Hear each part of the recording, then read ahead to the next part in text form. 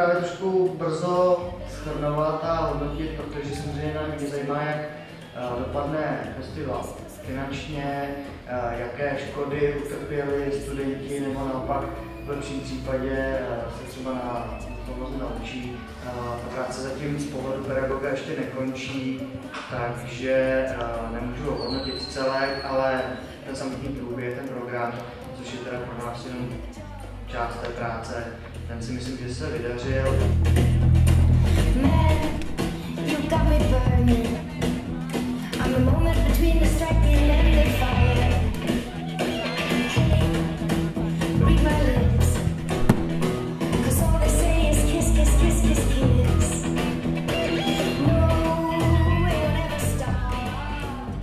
Tak na Znondaze sa mi samozrejme páči. Som tu už tretí rok a ono je podľa mňa dôležité si vybrať dobré predstavenie, pretože niektoré sú veľmi fajn a niektoré sú o ničom. Tak, preto treba proste si o všetkom dobre prečítať a zistiť si, že kto tam hrá a kto to režiroval a ktorá je to škola. No a potom sa dobre rozhodnúť a ísť. A inak je to tu fajn, sami mladí, kreatívni ľudia, takže je tu fajn.